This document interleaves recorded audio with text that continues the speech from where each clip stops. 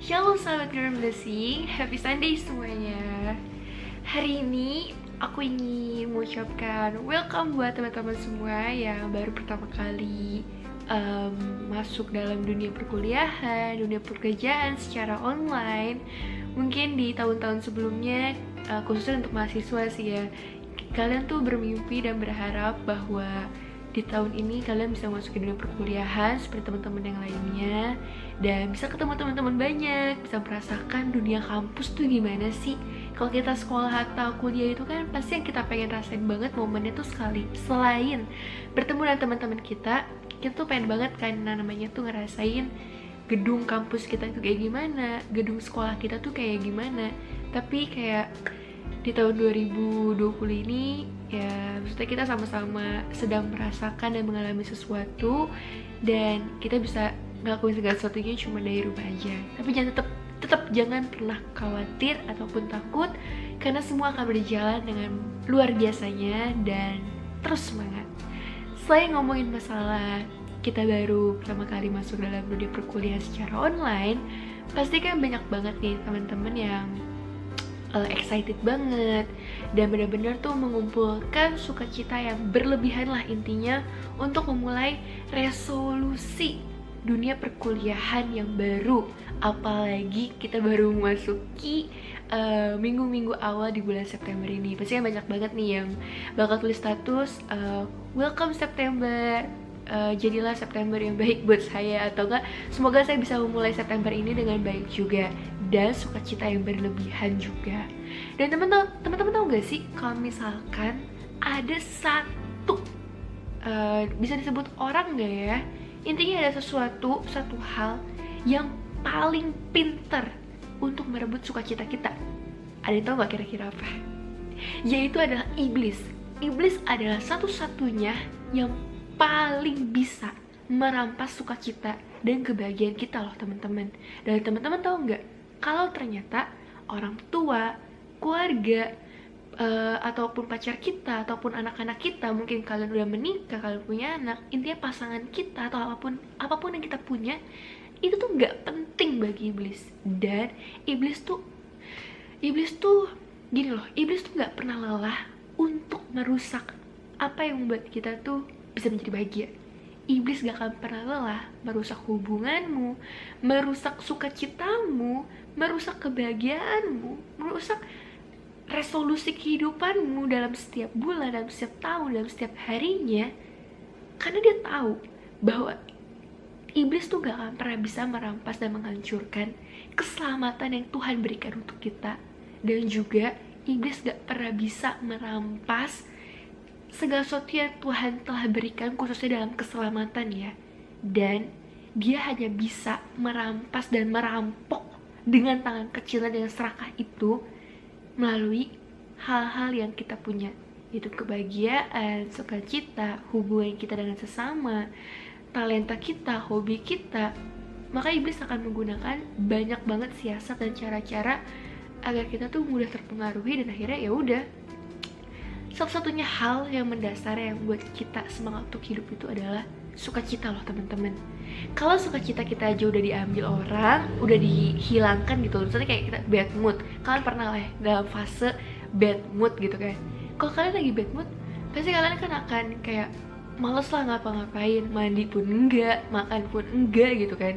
Rasanya tuh kayak yaudahlah, gue mau ngapain gitu, kayak gue nggak enak ngapa-ngapain kan, jadi gue diem aja. Nah itulah teman-teman, saat kita ngerasa bad mood, gak ada mood, sukacita kita diambil, itu adalah salah satu siasat iblis untuk menyatakan kepada kita kalau kita tuh nggak bisa ngapa-ngapain. This is the worst day in ever.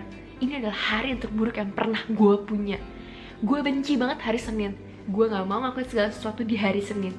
Tapi ternyata teman-teman, banyak loh hal-hal yang bisa membuat kita bahagia, membuat kita seneng, dimulai dari hari Senin. Awal hari yang baik, awal mula dalam pekan minggu kita yang baik, dan bahkan keuntungan ataupun berkat Tuhan yang gede itu bisa datang di hari Senin. Jadi teman-teman, mau hari Senin, Selasa, Rabu, Kamis, Jumat, Sabtu, Minggu, itu semua adalah sama aja, sama-sama hari yang terberkati dari Tuhan. Tapi tergantung bagaimana kita mau untuk benar-benar menyatakan diri kita bahwa sukacita kita itu adalah pemberian Tuhan yang terindah dan akan kita lakukan dengan sebaik-baik mungkin. Dan ingat loh teman-teman, sukacita itu bisa kembar. Sukacita tuh bisa kita nganggap yang kita lakuin itu membuat kita bahagia, tapi ternyata apa yang membuat kita bahagia itu ternyata bisa merusak kita. Dan teman-teman harus tahu dulu sukacita yang benar itu kayak gimana, sukacita yang baik untuk kita rasakan tuh gimana. Jadi gak semua hal yang kelihatannya baik di mata kita itu benar-benar baik untuk kehidupan kita juga. Dan gak semua hal yang kelihatan di mata kita itu buruk juga untuk kehidupan kita. Dan ini tuh ada ayatnya, kita sama-sama bisa buka di Nehemia 8 ayat 10 sampai 12. Lalu Nehemia, yakni kepada daerah itu, dan Imam Ezra, ahli Alkitab itu, dan orang-orang Lewi yang mengajar orang-orang itu, berkata kepada mereka semuanya, hari ini adalah kudus bagi Tuhan Allahmu, janganlah kamu berduka cita dan menangis. Karena semua orang itu menangis ketika mendengar kalimat-kalimat Taurat itu. Lalu berkatalah ia kepada mereka, pergilah kamu, makanlah sedap-sedapan dan minum-minumlah manis, dan kirimlah sebagian kepada mereka yang tidak sedia apa-apa. Karena hari ini adalah kudus bagi Tuhan kita, jangan kamu bersusah hati, sebab sukacita karena Tuhan itulah perlindunganmu. Juga orang-orang Lewi menyuruh semua orang itu supaya dia mengangkat kata-kata, tenanglah, hari ini adalah kudus, jangan kamu bersusah hati. Dan aku mengajak teman-teman banget untuk kita sama-sama menantang diri kita, berseru dan mengatakan bahwa kalau kita berhadapan dengan iblis nih, kita harus siap untuk berkata, aku gak takut sama kamu, dan aku tetap akan bersuka cita di dalam nama Kristus Yesus. Dan segala sesuatu yang apapun yang iblis katakan kepada kita, itu gak akan pernah bisa merampas sukacita kita, teman-teman. Dan saat kita memilih menggunakan dan melakukan segala sesuatu dengan sukacita yang Tuhan Yesus telah berikan, percaya teman-teman, apapun keadaan kita, apapun kondisi kita, Tuhan akan selalu memakai kita dalam musim-musim terburuk kita sekalipun untuk selalu bersukacita, ada senyuman di muka kita, dan membuat orang di sekitar kita pun merasakan dampak baik dari sukacita yang kita punya dari Tuhan. Dan ketika kita ngomongin masalah sukacita, kadang pernah loh ada seorang pastilah di sekitar kita yang akan berkata gini, jadi orang Kristen itu harus selalu bersukacita lah dalam keadaan apapun, dalam keadaan terpuruk. Kamu kan orang Kristen, coba dong untuk tersenyum, memaklumi keadaan, sukacita aja, berdoa sama Tuhan. Mungkin teman-teman kedengarannya itu emang terlalu gampang lah. Pasti kita akan spontan mengatakan bahwa gampang banget untuk mengatakan bersukacita atas penderitaan. Emang kamu kira aku Bunda Teresa apa? Emang kamu pikir aku pendeta apa? Bahkan pendeta sekalipun mungkin mereka akan menjadikan alasan manusia untuk menjadi pembenaran mereka. Ya udahlah, namanya juga manusia. Kalian pasti sering dengar kan kata-kata, ya udahlah, namanya juga manusia, ya udahlah, maklumi aja. Teman-teman, manusia adalah suatu makhluk hidup, makhluk ciptaan Tuhan yang paling mulia dan sempurna. Bahkan kita dikatakan bahwa kita itu adalah serupa dan segambar dengan Allah itu sendiri kan. Bagaimana mungkin sih kita itu bisa menjadikan alasan manusia sebagai pembenar dari semua setiap masalah yang kita hadapi? Mungkin terdengar seperti kayak gak gampang lah untuk bersukacita atas penderitaan. Emang gue emang gue seperti dia, emang gue juga gitu. Tapi teman-teman, coba kita pikir, dia aja, beliau atau siapapun itulah, seseorang itu aja bisa loh bersukacita atas penderitaan. Apa bedanya dengan kita? Keadaan apapun, mau kita mengalami sebuah masalah ataupun kejadian yang membuat kita berduka cita begitu berat, penurunan ekonomi yang drastis, hubungan kita dengan seseorang putus begitu aja, teman-teman, satu hal harus kita tahu, gak pernah ada satu hal yang bisa memisahkan dan memutuskan rantai hubungan kita dengan Tuhan, mau dalam kejadian apapun dalam dunia ini kita hadapi. Dan ketika kita memilih menjadi orang Kristen yang selalu sukacita dalam Tuhan, percaya teman-teman, saat saat masalah datang, kita gak akan pernah menyambut masalah tersebut dengan depresi ataupun stres, tapi kita akan selalu menyambut masalah tersebut dengan sukacita dan juga bahagia yang berlebih dari Tuhan.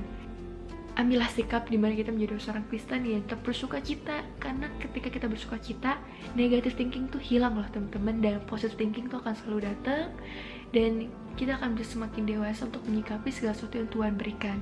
Dan itu juga ada ayat loh teman-teman, kita bisa baca di Yakobus 1 ayat 4.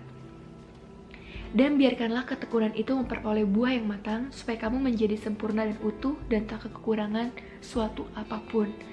Kita itu hidup diciptakan Tuhan itu bukan cuma sekedar kita hidup, dilahirkan, tumbuh besar, dan itu meninggal gitu aja. Aku udah sering bilang di renungan-renunganku, kita memiliki purpose dalam kehidupan kita, kita memiliki tujuan yang mulia dalam kehidupan kita, selain tujuan Tuhan yang amanat agung yang sering kita dengar, menjadikan seluruh bangsa muridku dan membaptis mereka kan.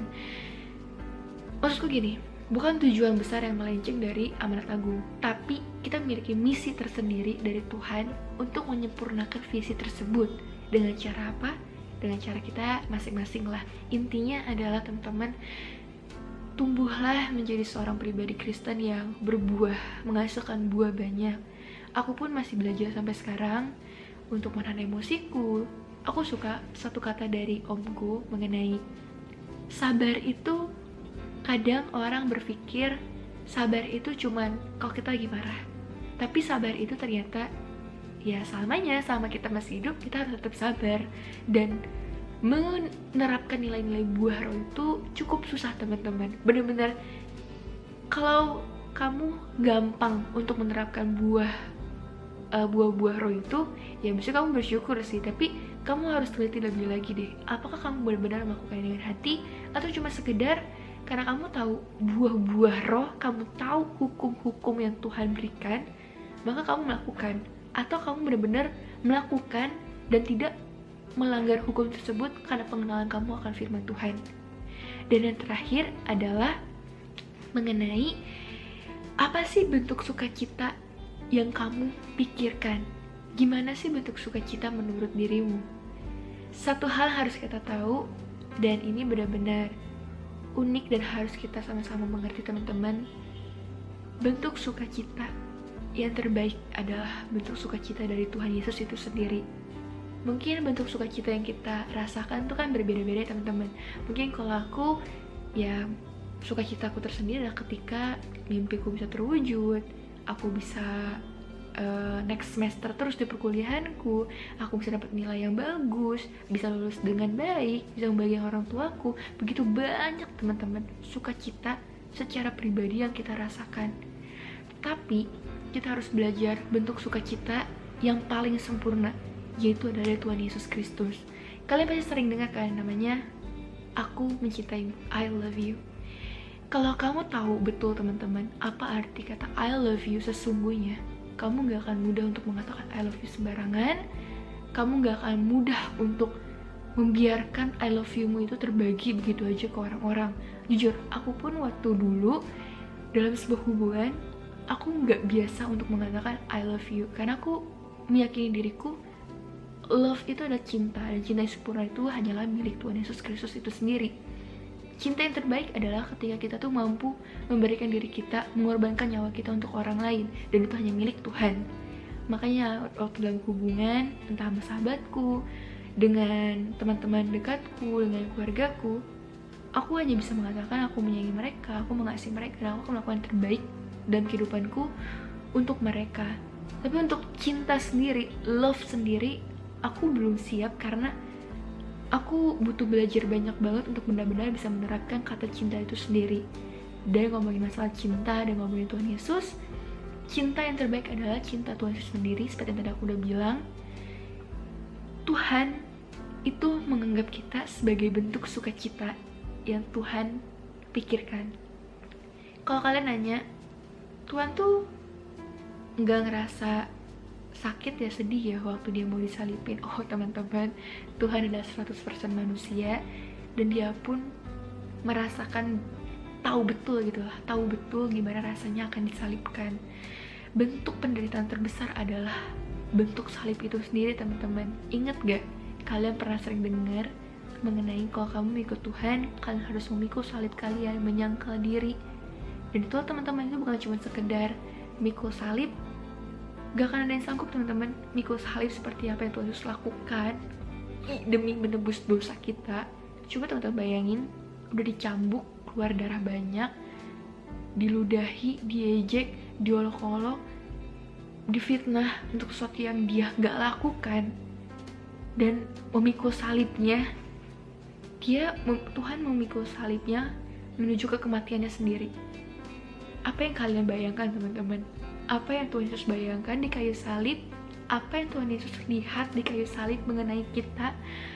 Apa yang Tuhan Yesus sebenarnya, apa sih yang Tuhan Yesus lihat dari kita sampai dia tuh mau untuk melakukan segalanya, menyembuhkan orang sakit, membangkitkan orang mati, membuat mujizat di mana-mana. Dan in the end, Tuhan tahu loh, Tuhan tuh benar-benar tahu loh, dia tuh tahu skenario kehidupannya dari awal, dari dilahirkan sampai dia mati untuk menebus dosa kita. Tapi Tuhan mau untuk menjalankannya begitu luar biasa. Gimana dengan kita teman-teman, seorang manusia yang diciptakan serupa dan segambar dengan buatan Tuhan itu sendiri, menjadikan alasan manusia sebagai pembenar dalam kehidupan kita untuk membenarkan hal-hal yang harusnya gak kita lakukan. Kalau kata rekan pelayananku di gereja, dia berkata gini, buat salah oke lah, tapi jangan buat salah di lubang yang sama. Kreatif dikit kalau buat salah. Itu kata lainnya adalah, janganlah kamu buat salah terusan. Buat salah berdoa, buat salah berdoa. Oke, kalau mungkin kalian bilang, tapi kan Tuhan tuh kan akan mengampuni, dan Tuhan itu kan itu adil gitu. Dia akan mengampuni kita mengaku dosa kita. Teman-teman, tanpa kalian berdoa pun Tuhan akan mengampuni kita seperti seorang ayah dan anaknya sendiri. Tapi apakah setega itu kita melakukan kesalahan terus-menerus dan melukai hati Tuhan? Perbaikilah diri kita, ubahlah diri kita menjadi lebih baik setiap harinya, dan teruslah belajar untuk memosisikan diri kita menjadi posisi Tuhan. Itu gimana sih rasanya kalau kita melihat orang yang udah kita berkorban mati-matian untuk dia, tapi dia tuh menganggap kita tuh angin lewat gitu aja. Pasti sakit rasanya teman-teman. Aku nonton satu perumpamaan terakhir untuk menutup firman dan sharing hari ini. Aku nonton satu video di Line Today. Intinya adalah gini, ada seorang bapak dan anak. Bapaknya tuh ngebawa anaknya ini tuh pergi ke McDonald lah, McDonald, KFC, AW atau apapun. Intinya tempat makan seperti itulah. Dia beliin kentang goreng, dan dalam perjalanan pulang, jadi take away gitu kan, tiba-tiba pertengahan jalan itu wangi kentangnya tuh kecium banget, dan bapaknya ini tuh kayak kepengen gitu kan, dan dia ngambil kentang dari anaknya ini, dan anaknya tuh ngomong gini, gak boleh, jangan ambil kentang saya. Intinya dia marah-marah. Bapaknya berpikir dalam hati gini, anak ini apakah berpikir bahwa saya loh yang ngebawa anak ini ke store makanan itu, saya loh yang membelikan kentang itu, dan saya juga yang mengajak anak itu pulang dari store itu ke rumah dengan aman dan selamat. Apakah anak ini akan pernah berpikir bahwa bapak ini bisa loh ngebeliin diri bapaknya ini sendiri kentang satu truk gede, ngebeliin, bahkan gak ngebeliin anak ini pun bapak ini bisa gitu loh. Sama seperti kita loh teman-teman. Pernah gak sih kita tuh berpikir Tuhan tuh bisa aja loh ngambil diri kita, ambil orang, sesuatu yang kita punya sekejap kalau Tuhan mau. Tapi Tuhan gak melakukannya. Tuhan mau kita benar-benar dengan tulus datang ke hadapan Tuhan, menyerahkan diri kita dengan baik, dan intinya menyerahkan diri kita bahwa I surrender gitu. Kayak, Tuhan, aku benar-benar tahu bahwa aku ini milik Tuhan, dan segala sukacita yang Tuhan berikan ke aku tuh benar-benar sukacita yang gak pernah bisa aku temuin dimanapun. Setiap masalah yang aku hadapi itu adalah hal yang membuat aku menjadi dewasa dalam Engkau. Dan setiap masalah yang aku punya itu adalah tanda dimana aku bisa next level dan aku siap. Sama dalam kehidupan kita juga, dalam perkuliahan, dalam pekerjaan, kita selalu dites, kita selalu diuji untuk membuktikan bahwa kita tuh layak untuk next level lagi. Dan teman-teman, selalu ada hal baik yang bisa kita lakukan. Dan untuk mempertahankan sukacita itu sendiri, lakukanlah selalu bersama orang-orang terdekat kalian. Aku selalu mendorong kalian untuk berkomunitas, terus berkomunitas. Kenapa, pentingnya apa, dan untuk apa? Kalian adalah makhluk sosial. Intinya pertama adalah kalian adalah makhluk sosial. Kalian gak bisa berjalan sendirian, walaupun kalian lebih suka sendirian. Kalian tetap membutuhkan orang lain, walaupun keluarga kalian. Intinya kalian gak pernah bisa sendirian, teman-teman. Dan kalian butuh pertolongan dari sesama kalian. Karena kita makhluk terbatas, kita gak sempurna, tapi kita melakukan bagian kita yang terbaik. Dan terus selalu sukacita dalam Tuhan Yesus Kristus. Teruslah bertemu dengan Tuhan dan jalan berkat. Happy Sunday and Jesus bless you.